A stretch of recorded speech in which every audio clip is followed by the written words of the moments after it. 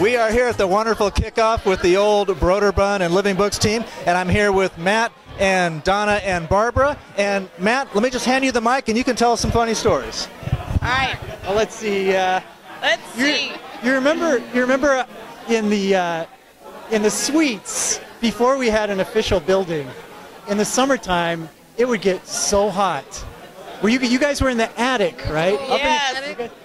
10 roofs, 10 sides. 120 at least. It was intense. 120. And I shared an office with Mark Schlichting. Oh yes, you did share the office. You shared an office with Mark Schlichting. There was at least a window in there, but you had the mail server in there. I had a window, but I also had Mark. And I got to listen to all of Mark's stuff on the telephone, and he got to listen to mine.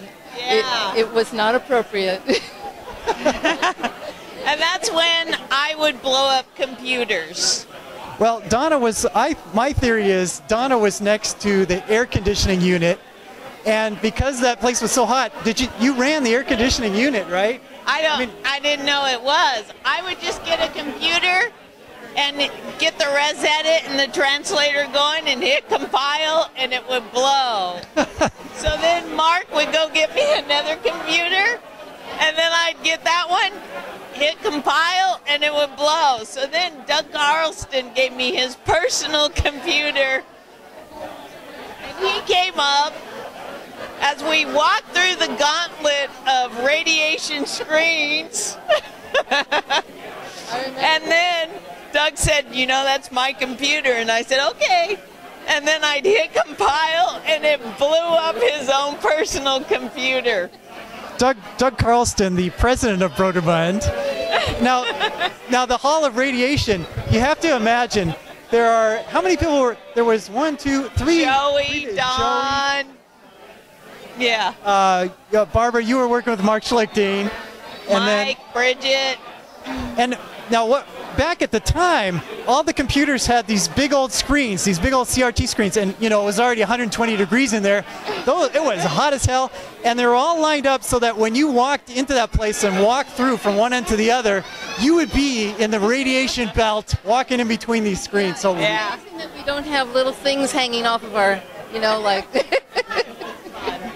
It was fun though. It was fun. We really felt like we were out there, in a skunk works, because we were not in the main building. We're off all by ourselves where they kept us hidden because it was a big deal, and they wanted to make sure that nobody could get to us.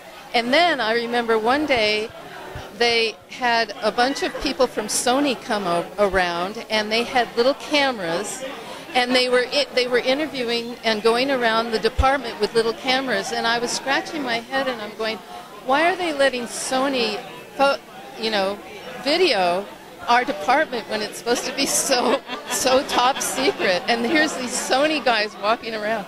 I didn't understand. My recollection of that is John Baker, who is sort of in charge of coordinating this whole skunk works. He was out there trying to raise money to keep the project going so we could finish it.